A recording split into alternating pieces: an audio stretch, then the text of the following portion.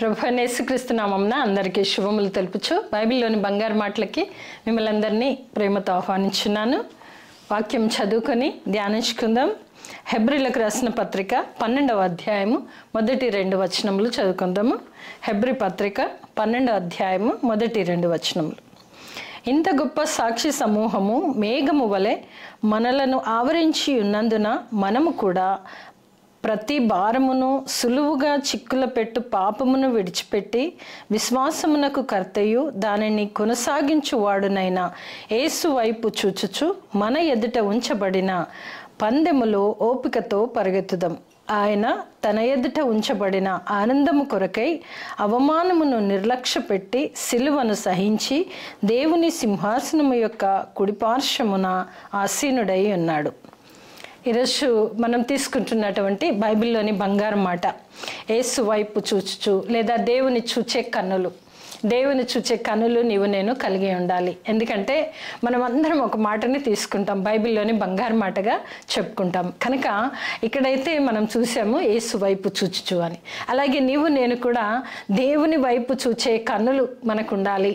మన కన్నులని దేవుని వైపు చూచినట్లుగా త్రిప్పుకోవాలంటే మన చేతిలోనే ఉంచబడి ఉంది. కనుక ఇక్కడ చూస్తే కూడా సులువుగా చిక్కుల పెట్టు పాపమును విడిచిపెట్టి మానవ మాతృలమైన మనము ఇహలోకములో సులువుగా చిక్కుల పెట్టు అనేక పాపములను మనకు ఎదురవుతుంటాయి. వాటిని విడిచిపెట్టాలి. ఎప్పుడు విడిచిపెడతామంటే దేవుని చూచే కన్నులు కలిగి ఉంటే ఈ సులువుగా చిక్కుల పెట్టే పాపంలో పడిపోకుండా మనము దూరంగా ఉంటాము లేదా వాటిని విడిచిపెడతాము. అంతేకాకుండా విశ్వాసమునకు కర్తయు దానిని కొనసాగించువాడునైనా యేసు వైపు చూచుచు. దేవుని చూచే కన్నులుంటే మన విశ్వాసమునకు కర్తయు దానిని కొనసాగించేది ఆ దేవదేవుడు. కనుక ఆ దేవుని వైపు ఎప్పుడు చూస్తామో, దేవుని చూడగలిగిన కన్నులు ఎప్పుడైతే మనకు ఉంటున్నావో సులువుగా చిక్కులు పెట్టే ప్రతి దానిని మనం విడిచిపెట్టి విశ్వాసమునకు కర్త అయిన దేవుని వైపు చూచుచు మనము నడుస్తాము. దానిని కొనసాగించువాడు నైనా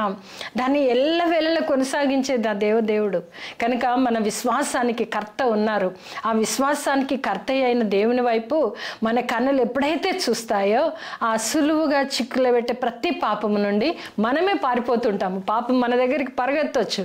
కానీ నీవు నేను ఎప్పుడైతే ఆ దేవుని వైపు చూస్తామో, దేవుని చూచే కన్నులు మనకు ఉంటుంటావో మనమే దాని నుండి దూరంగా పారిపోయే వారంగా ఉంటాం. అయితే మన ఎదుట ఉంచబడిన మన ఎదుట ఉంచబడిన పందెములో ఓపికతో పరిగెత్తుదాం. ఏంటి ఓపిక అంటే సులువుగా చిక్కులు పెట్టే పాపం నుండి పరిగెత్తడమే మన పని అయి ఉంటున్నది. కనుక ఈరోజు దేవుడు మనకిచ్చిన మాట దేవుని వైపు చూచు కన్నులు నీవు నేను కలిగి ఉండాలని దేవుడు ఆశపడుచున్నాడు. ఎందుకంటే మన విశ్వాసము ఎవరిపైన అయితే ఉందో ఆ దేవదేవుడు దానికి కర్త అయి ఉన్నాడు. కనుక ఆ కర్తను నీవు నేను చూచినట్లయితే ఎప్పుడైతే సులువుగా చిక్కులు పెట్టే పాపములు మనకు ఎదురైనప్పుడు మనం దాన్ని విడిచిపెట్టి పారిపోతుంటాం. కొనసాగించేవాడు ఆ దేవదేవుడై ఉంటున్నాడు. ఆయన తన ఎదుట ఎలా అంటే తన ఎదుట ఉంచబడిన పందెములో ఓపికతో, మన ఎదుట ఉంచబడిన పందెంలో ఓపికతో పరిగెత్తాలి. నిజమే, పాపానికి దూరంగా మనం చేయాల్సినటువంటి ప్రతి మంచి పనికి దగ్గరగా ఉంటూ పరిగెత్తాల్సినటువంటి అవసరం ఎంతైనా ఉంది. ఆయన తన ఎదుట ఉంచబడిన ఆనందము కొరకై అవమానమును నిర్లక్ష్య పెట్టి, ఎవరు తన ఎదుట ఉంచబడిన ఆనందము, మనందరి ఎదుట కూడా కొంత ఆనందం ఉంచబడవచ్చు. ఆ ఆనందము క్షణికాలికమే కావచ్చు, తర్వాత సులువుగా చిక్కుల్లో పడిపోయే పాపము, దోషం అనేది స్థిరంగా ఉండిపోతుంది. అందుగురించే దేవదేవుడు కూడా, ప్రభువైన యేసుక్రీస్తు కూడా ఆయన ఈ లోకములో ఆనందమును సంతోషమును అనుభవించటానికి రాలేదు. కానీ అవమానము, నిందను సహించి భరించి మన కొరకు ఆయన ఎలా చేశాడో మనం వాక్యము చూద్దాం. ఆయన తన ఎదుట ఉంచబడిన ఆనందము కొరకై అవమానమును నిర్లక్ష్య పెట్టాడు. అనేక అవమానములు పొందారు.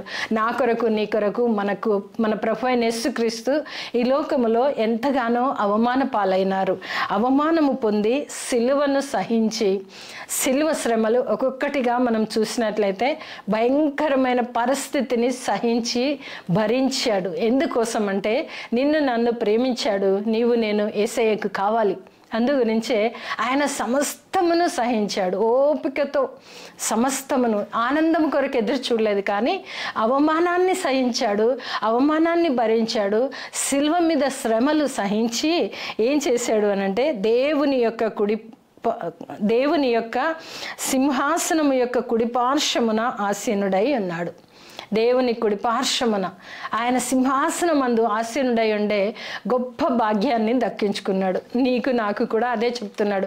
సులువుగా చిక్కులు పెట్టే పాపంలో మనం పడిపోయామంటే, ఎప్పుడైతే దేవుని చూడని కన్నులు మనకు లేవో అప్పుడు ఈజీగా మనం సులువుగా చిక్కులు పెట్టే పాపంలో పడిపోతాము.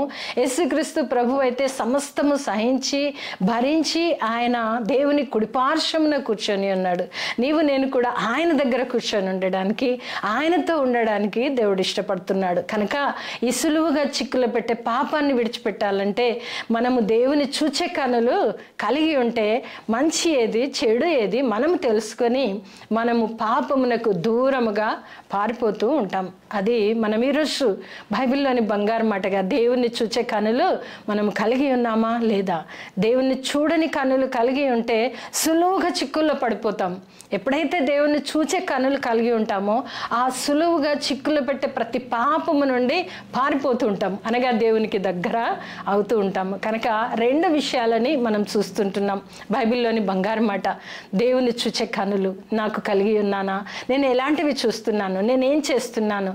సులువుగా చిక్కులు పెట్టే పాపంలో పడిపోయి దేవునికి దూరంగా పారిపోతున్నానా? లేదా దేవుని తట్టు చూస్తూ విశ్వాసమునకు కర్త ఆయన కాబట్టి నా విశ్వాసమును కొనసాగించే దేవుణ్ణి చూచుచు దేవునికి సమీపంగా ఉంటున్నానా? రెండు మనము పరీక్షించుకోవాల్సిన అవసరం ఉంది. ఎందుకంటే దేవుడు, నీవు నేను మనమందరం ఆయనకు కావాలి. మన కొరకే దేవుడు సమస్తము సహించి భరించి ఓపికతో ఇహలోక శ్రమలు అనుభవించి దేవుని కుడి పార్శ్వమున కూర్చొని ఉన్నాడు. ఆయన నిన్ను నన్ను కూడా తనతో పాటు కూర్చోబెట్టుకోవడానికి ఇష్టపడుతున్నాడు. కనుక దేవుని చూచే కన్నులు కలిగి ఉంటున్నామా లేదా అన్నది మనము ఒకసారి మనల్ని మనం పరీక్షించుకోవాల్సినటువంటి అవసరత ఎంతైనా ఉంది. మనం చూస్తే కీర్తనలో కూడా మనం ఒక మాటను చదువుకుందాం. కీర్తన 25వ కీర్తన 14-15 వచనాలు చదువుతాను. 25వ కీర్తన 14వ వచనం. యెహోవా మర్మము ఆయన యందు భయభక్తులు గలవారికి తెలిసి ఉన్నది. యెహోవా మర్మము, దేవుణ్ణి ఎవరమైతే తెలుసుకొని ఉంటామో ఆయన మర్మాలు కూడా మనకు తెలుస్తాయి. సులువుగా చిక్కులు పెట్టి పాపం ఏంటి అనేది కొద్దిమందికి తెలియకపోవచ్చు, కానీ దేవుని మర్మము, దేవుని యందు విశ్వాసం ఉంచి దేవునితో కలిసి దేవునితో అనుదిన భోజనము ఆహారమైనటువంటి పరిశుద్ధ వాక్కును భుజించే మనకు దేవుని యొక్క మర్మము తెలుస్తుంటుంది. అందు గురించే యెహోవా మర్మము ఆయన యందు భయభక్తి కలిగిన వారికి తెలిసి ఉన్నది. కనుక ఎటు వెళ్తాము? సులువుగా చిక్కులు పెట్టి పాపము నుండి దేవుని కన్నులు కలిగి దూరంగా పారిపోతాం, అనగా దేవునికి దగ్గరగా దేవునికి సమీపస్థులంగా ఉంటాము అని వాక్యము తెలియపరచబడుచున్నది. ఆయన తన నిబంధన వారికి తెలియచేయును. దేవుని యొక్క ప్రతి నిబంధనను ఎలా ఉండాలి, ఏం చేయాలి, ఎప్పుడు ఎక్కడ ఎలా ఉండాలి అనే విషయాన్ని దేవుడు తెలియచేయును. అంతేకాదు నా కనుదృష్టి ఎల్లప్పుడూ యెహోవా వైపునకే తిరిగి ఉన్నది. దేవుని వైపుకు మన కనుదృష్టి తిప్పుకునే వారంగా ఉండాలి. ఎందుకంటే దేవుని చూచే కన్నులు కలిగి ఉండాలన్నాను కదా, మనం వాక్యంలో చదివాము ఇందాక. ఆ దేవుని చూచే కన్నులు మనకు కలిగి ఉండాలంటే మన దృష్టి ఎల్లప్పుడూ పైన వాటిని వెతకడానికి, దేవుని తట్టు చూడడానికి మన దృష్టి కలిగి ఉండాలి. మనం ఇదే కీర్తనలో కూడా మనం చాలా చోట్ల చూస్తాము. ఆయన నా పాదములను వలలో నుండి విడిపించును, అనగా సులువుగా చిక్కులు పెట్టే, మనం పైకి మాట్లాడుతూ చూస్తూ వెళ్ళిపోతాం. మనకు ముందు ఏదైనా ఉన్నది అనుకోండి, దాంట్లో కాలు వేస్తే అది మనకు చీ అని మామూలుగా మనం అనుకుంటాం. కానీ అదే పాపంలో పడిపోతే దేవుని నుండే దూరం అయిపోతాం. కాలు శుభ్రపరచుకోవచ్చేమో, కానీ పాపాన్ని మన వల్ల కాదు శుభ్రం చేసుకోవడం. కనుకనే మనం సులువుగా చిక్కులు పెట్టే వాటికి దూరంగా ఉండాలంటే మనము దేవుని చూచే కనులు కలిగి ఉండాలి. మనము అలాగే చూస్తే కీర్తనకారుడు కీర్తనలో కూడా మనం చూస్తాము, కొండల తట్టు నా కన్నులు ఎత్తుచున్నాను. దేవుని వైపు చూచే కన్నులు కలిగిన వారమై మనం ఉండాల్సినటువంటి అవసరత ఎంతైనా ఉందన్నమాట. కనుక దేవుని చూచే కన్నులు నేను కలిగి ఉండాల్సినటువంటి అవసరత ఉందనేసి మనము దేవుని కలిగిన కన్నులు కలిగి ఉన్నానా, లేదా ఇహలోకమందు వాటిపైనే నా దృష్టి ఉందా అని కూడా మనం ఒక్కసారి గమనించుకోవాల్సినటువంటి అవసరత ఎంతైనా ఉంది. అలాగే చూస్తే కొలస్సీ పత్రిక 3వ అధ్యాయము 1-2 వచనాలు చూసుకుందాం. మీరు క్రీస్తుతో కూడా లేపబడిన వారైతే పైనున్న వాటినే వెదకుడి.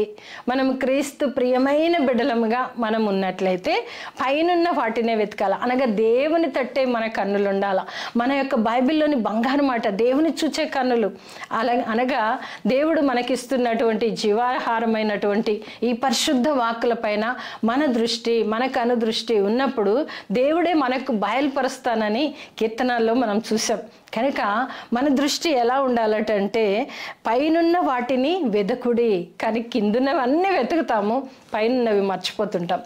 అన్నీ వెతుకుతున్న తర్వాత అయ్యో చివర్లో దేవునికి ఒక స్థానం ఇస్తాం. కానీ ప్రథమ స్థానము మన హృదయములో దేవునికి ఇవ్వబడితే మన కన్నులు ఎప్పుడు దేవుని చూచే కన్నులుగా ఉంటావని వాక్యము తెలియపరచబడుతున్నది. అలాగే చూస్తే పైనున్న వాటి మీదనే కానీ భూ సంబంధమైన వాటి మీద మనసు పెట్టుకొనకుడి. పైనున్న వాటి మీదనే మీ మనసు పెట్టుకొనండి. భూ సంబంధమైనవి అవి ఈరోజు ఉంటవి, రేపు కనిపించవు. కనుక భూ సంబంధమైన వాటి మీద మీ దృష్టి ఎక్కువగా పెట్టకుడి, కానీ పైనున్న వాటిని వెతుకుడి. పైనున్న వాటిని వెతకాలంటే ప్రభువును చూచే కన్నులు మనం కలిగి ఉండాలి. ఈరోజు బైబిల్లోని బంగారు మాట. మనం ఎప్పుడు ఒక మాటని తీసుకుంటాం, చాలా ఉన్నప్పటికీ కూడా ఒక్క మాట తీసుకొని ధ్యానిస్తూ ఉంటాం. ఆ మాటని వారమంతా కూడా మనం నెమరు వేసుకుంటూ నిజమే బైబిల్లోని బంగారు మాటగా దేవుని చూచే కన్నులు నేను కలిగి ఉన్నానా, దేవుని చూచే కన్నులు కలిగి ఉన్నట్లయితే చెడు నుండి దూరంగా ఉంటాము, చెడు చూపుల నుండి దూరంగా ఉంటాము, పాపముల నుండి దూరంగా ఉంటాము, చెడు క్రియల నుండి దూరంగా ఉంటాము. దేవునికి సమీపస్తులుగా, దేవునికి ఇష్టమైన బిడ్డలుగా పైనున్న వాటిని వెతికినప్పుడు దేవునికి చేరువగా ఉంటాం. కనుక చేరువ కలిగి ఉండే కృప దేవుడు మనందరికీ కలగచేయాలంటే మనం ధ్యానించుకుంటూ ఉండాలి. ఈరోజు విని విడిచిపెడదాం, మళ్ళీ శుక్రవారం వరకు అక్కర్లేదు అనుకుంటే కాదు, కానీ దినదినము కూడా నూతనమైన దేవుని కృపను పొందాలంటే పైనున్న వాటిని వెతకాలి. ఏంట పైనున్నవి అని అంటే పైనున్నవి మాకు ఎలా దొరుకుతావి కాదు, మన చేతిలోనే ఇవ్వబడిన పరిశుద్ధ లేఖనమును మనం ధ్యానిస్తుంటే ఆ మర్మాలని తెలియచేస్తూ ఈ భూలోక సంబంధమైన వాటిని దేవుడు అందిస్తుంటాడు. ఎందుకంటే పరలోక సంబంధమైన మర్మాల గురించి మనం ధ్యానిస్తూ మన చూపు పరలోకమందు అనగా పైనున్న వాటి యందు వెతికినప్పుడు భూలోక సంబంధమైన ప్రతి అవసరతను దేవుడే తీరుస్తాడు.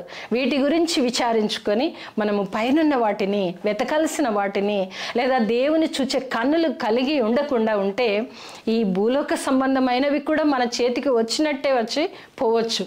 కానీ ఎప్పుడైతే దేవుని చూచే కన్నులు మనం కలిగి ఉంటామో మనకి ఏది అవసరమో ఆ సమయానికి దేవుడు సమకూర్చే దేవుడు. కనుక నేను దేవుని చూచే కన్నులు కలిగిన వారమై మనం ఎల్లవేళలా ప్రతి సమయమందును అసమయమందును దేవుని చూచే కన్నులు కలిగి ఉంటే ప్రతి అక్కర తీర్చే దేవుడు నీకు నాకున్నాడన్న నిరీక్షణతో ప్రభువునందు విశ్వాసం కలిగి ముందుకు కొనసాగే కృప ప్రభు అయిన యేసుక్రీస్తు ద్వారా మనందరికీ కలుగును గాక. ఆమేన్.